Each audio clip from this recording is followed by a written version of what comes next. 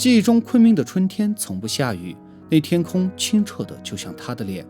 后来偏三轮带着他沉默的背影，穿过了人来人往，穿过了多少的浮沉聚散。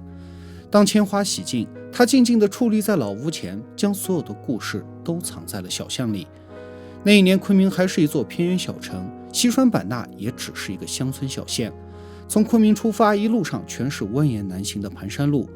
虽然交通工具从原来的马车换成了汽车，但仍需要7个小时才能到达景洪。上千年来，傣族靠着当地丰富的自然资源，过着自给自足的生活，并一直保持着自己的着装习俗和语言文化。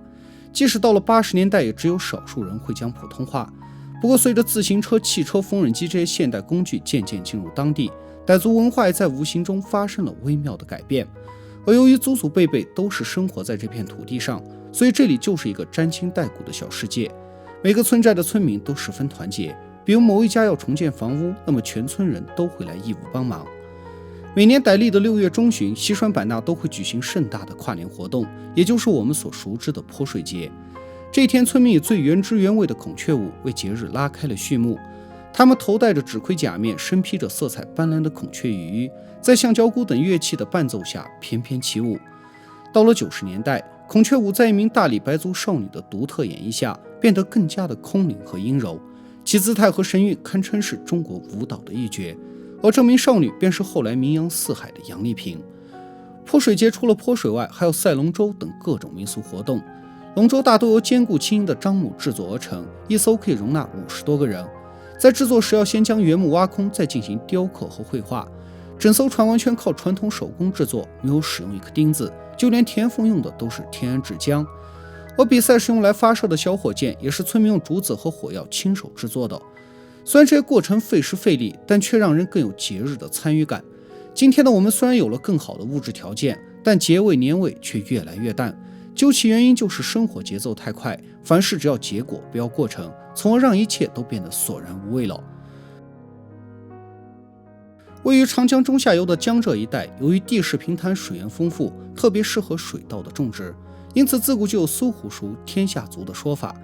隋唐年间，昏君杨广为了方便自己到江南游玩，便下令开凿了京杭大运河。随着历史的演变，这条水路因祸为福，成为了南北交通的生命线。每年都有成千上万的粮食从这里运往北方。到了80年代，这里的虾蟹鱼贝粮食丝绸仍然靠这种方式运往北方销售。像镜头中的渔民们，每天很早就要出船捕鱼，回来后生产队先用杆秤称出鱼的种类和重量，再用悠扬的歌声唱出来，以方便工作人员进行记录。这种有趣的计算方式其实就是中国消失已久的斤两歌，它有点类似于乘法口诀，配合上16进制的算盘使用，能快速地完成复杂的计算。而后来为了和国际接轨，人们开始普遍地使用10两秤，这种传统的计算方法也就渐渐地退出了历史的舞台。而江浙一带的人凭着得天独厚的资源环境，生活向来都十分富裕。像眼前这个普通的6口之家，每年的总收入在4000元左右，支出则只需要1500元，因此年年都有存款。这种较低的生活支出，除了省吃俭用外，也得益于国家有许多的公共福利。比如农民每年只需要交1块钱，就能享受到大多的医疗服务，仅有少数项目需要自费治疗。另外，国家还会定期派放映员来为村民播放露天电影。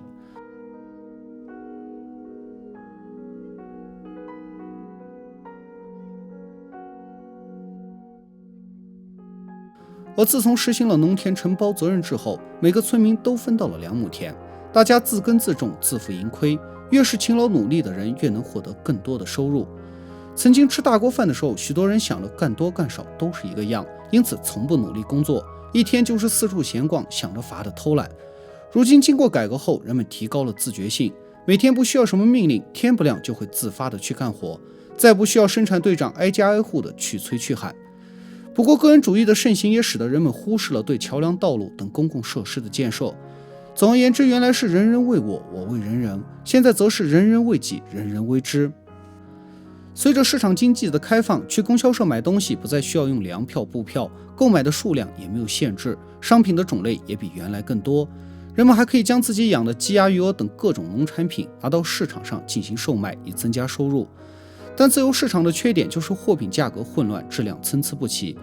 像在国营的农贸市场里，鸡蛋都是按斤卖，不是按个卖，而且现场还提供了电灯检验，但凡是坏的就会看到有明显的气孔和污斑。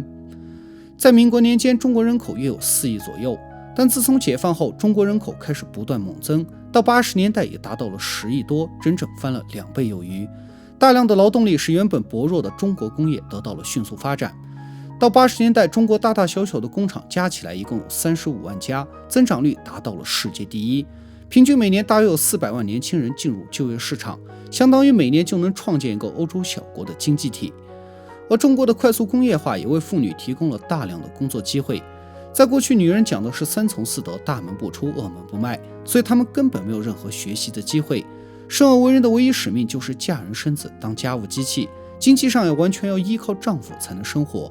但解放后，她们有了婚姻自主的权利，也能自食其力。随着经济地位的提升，也就实现了真正的男女平等。现眼前这家专门做出口生意的刺绣厂，每年都会招收大量高中毕业的实习生。在接下来的4个月里，他们会学习基本的针法，如果考核合格，将和师傅一起工作2年。待学徒期通过后，他们基本会在这里度过余生。如果结婚有了孩子后，可以交给工厂的幼儿园托管到6岁。待孩子完成教育后，可以替代父母直接在工厂就业。按照当时的政策，男工是55岁退休，女工是50岁退休。退休金一般按原工资的75%计算，可谓是实实在在的福利。但这一切都是建立在人口红利的基础上，因为中国的养老保险是现收现付制，也就是用年轻人的保费去发退休老人的养老金。像80年代平均是8个年轻人养一个老年人，因此能过得十分滋润。而当时为了减缓人口的过度增长，国家对独生子女的家庭推出了一系列的奖励政策。以无锡为例，只要是独生子女的家庭就能获得一笔现金奖励和大米，以及一块75平方米的私人土地。当公社分发肉类和蔬菜时，独生子女家庭可以得到2份，但如果你意外中奖的话，就需要归还奖励。那么本期就到这里，后期我将为大家带来更多的独家历史影像，请持续关注。如果你觉得我的作品还不错，请长按点赞支持。